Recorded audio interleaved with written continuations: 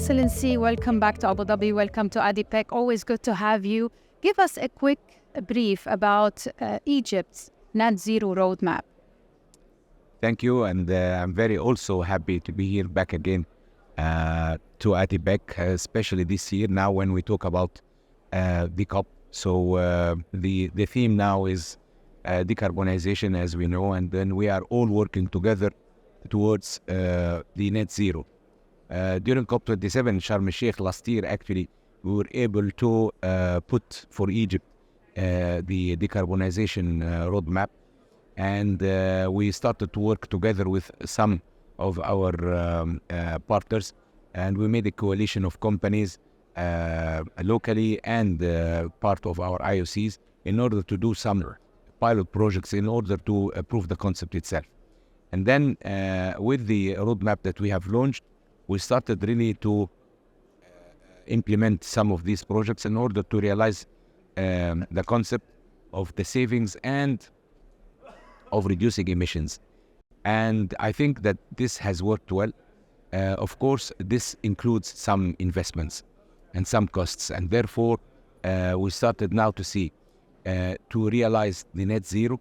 We started to do our strategy now. So when should we reach this net zero? 2050, 2060, and we have made the calculations in order to see the impact on costs of investments to whether accelerate or to make it with a ratable pattern and a pace in order to reach this net zero. This is a commitment that the country is committed to do, and this is part of our NDCs. And actually, I would like to say that we as Egypt also, we have joined the Global Methane Pledge last year, and we are also having all the projects now with oil and gas industry, upstream, midstream, downstream, that would include all the decarbonization efforts.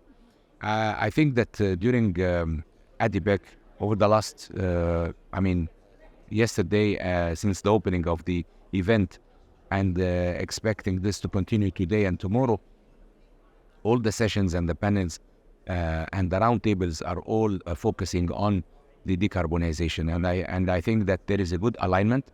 However, we are still talking about availing funds, availing technology, and these are the challenges, especially for developing countries.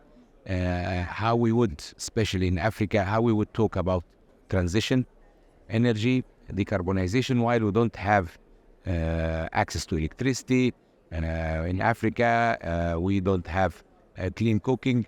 So therefore, we need to find the solutions that would be tailored for each and every, not only country, but also industry. So therefore, the good thing is that during ADIPEC, we were very open, pragmatic, and ideas and really feelings of cooperation is there, because everybody feels responsible and feels that there are targets to be achieved if we work together and be open and realistic.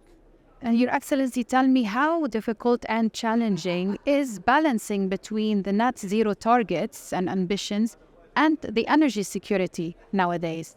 As we talk, priority of each country and each people and nation is the energy security. And when we talk about energy security, is more important than anything. So therefore, here comes the importance of balancing the security, the sustainability, and affordability. When you talk about energy transition and net zero, you need to put in mind the affordability and the energy security. Therefore, we started now to be vocal, and the developed countries started to understand and to realize and to listen to our demand, especially in Africa and in Asia and other similar countries where energy security is not yet achieved. Plus, if achieved, we talk about sustainability and affordability. This will never happen while we are talking about energy transition. So it needs to be at the same pace where funds should be given and availed with concessionary funds and really support for availing these monies. So therefore, the dialogue is very important. The engagement is very important, and therefore, it is not an easy pathway. And I think it will take some time, but with enthusiasm, with perseverance, I think we can do it. Tell me more about Egypt's presence in COP28. What are you planning to offer to discuss on the table? Well, last year we were talking about a good COP in 27. We are talking now about, with COP28, the implementation.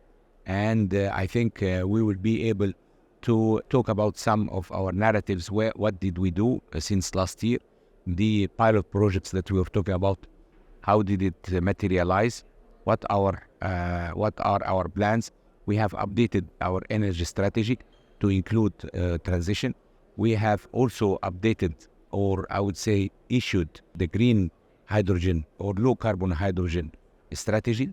All these are good things that we are going to talk about during COP28.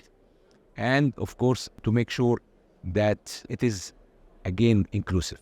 And I think the inception of the Decarbonization Day during COP27 as the first time ever has taken a step forward for COP28, so that now energy companies, especially oil and gas companies that were banned from all COPs previous to COP27, are now welcome in COP28 and will be part of the solution. So I think that during COP27 it was a breakthrough, and in COP28 will be a continuation with more practical application on ground.